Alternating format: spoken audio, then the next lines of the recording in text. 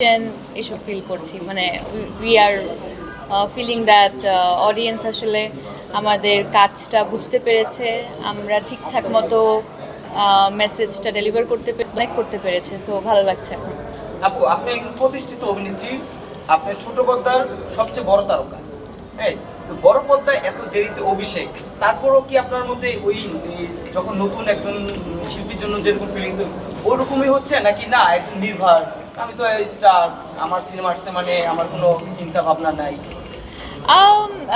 না, ডেফিনেটলি আমার মনে হয় যে কোনো কাজ করার পর রিলিজের আগে একটু না একটু নার্ভাসনেসের কাজ করে। এখন এত ওভার কনফিডেন্ট হয়ে যাওয়ার মতো ভালো অভিনেত্রী কিন্তু আমি না। I am still in the learning process and definitely এত বড় একটা মাধ্যম, এবং আমরা যেই উদ্দেশ্য নিয়ে কাজটা আসলে করেছি, আমরা যেই বার্তাগুলো পৌঁছানোর চেষ্টা করেছি, যে ইস্যু নিয়ে আমরা কথা বলার চেষ্টা করেছি, এইগুলো ঠিকঠাক মতো আসলে ডেলিভার করতে পারছি কি না, তো এই ধরনের কিছু কোয়েশ্চেন নিজের মনে আসলে অটোমেটিকলি জেগে ওঠে। বাট সো ফার আজকের রেসপন্স দেখে এখন আমাদের আসলে একটু একটু ভালো লাগা শুরু করছে। ইতিমধ্যে আমরা জেনেছি সিনেমা দেখে অনেকে কাঁদছে, এতে কি আপনি খুশি হয়েছেন নাকি আপনিও কাঁদছেন? এখন মানে আমি যাই বলবো এটা একটু ট্রিকি হয়ে যায় কোয়েশ্চেনটা, খুব ভালো প্রশ্ন। বাট এটা ভালো লাগছে, মালতীর জার্নিটা তারা আসলে ফিল করতে পেরেছে, অ্যান্ড মালতীর জার্নিটা ফিল করে যদি আসলে তাদের চোখ ছলছল করে, এটা আমাদের জন্য একটা বড় অর্জন। আপু, এই সিনেমাটা মুক্তির আগে দেশ বিদেশে বিভিন্ন নামকরা চলচ্চিত্র উৎসবগুলোতে প্রদর্শিত হয়েছে, বেশ প্রশংসিত হয়েছেন। ওই জায়গা থেকে মনে হয় না যে আসলে বাংলাদেশের দর্শকদের প্রত্যাশার পারদ বেড়ে গিয়েছে?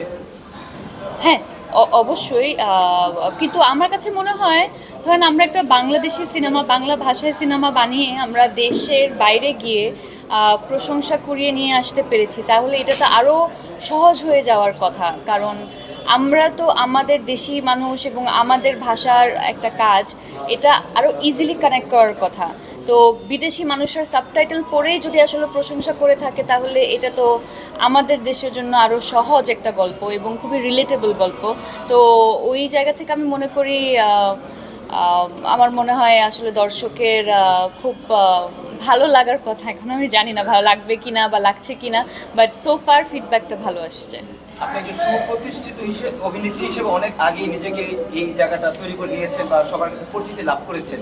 হ্যাঁ, সিনেমাতে অনেক পরে নাম দিয়েছেন, আপনার মিডিয়াতে পথ চলা শুরু 2008। 2009-এ আমি লাক্সচান লাই সুপারস্টারে গিয়েছিলাম, 10 থেকে 10-এ আমার প্রথম নাটক গিয়েছিল। আচ্ছা, ঠিক আছে।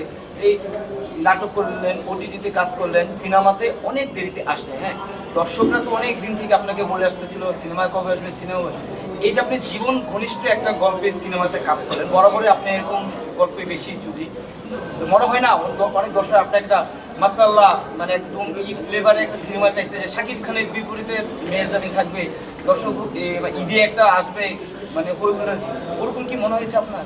না, আমি আসলে এইভাবে একেবারেই ভাবি নাই। আমি সবসময় যেটা ভাবি, আমার স্ক্রিপ্ট চুজিংয়ের ক্ষেত্রে আমি সবসময় স্ক্রিপ্টটা ভালো কিনা, আমার টিম আসলে কেপেবল কিনা এই পুরো কাজটা করার জন্য, ঠিকঠাক মেসেজ আছে কিনা এই কাজটাতে, আমি চরিত্রটা আসলে করতে পারবো কিনা, চরিত্রের মধ্যে নতুনত্ব আছে কিনা, তো এই বিষয়গুলো নিয়ে আমি ইউজুয়ালি একটা কাজের অফার আসলে আমি ভাবি।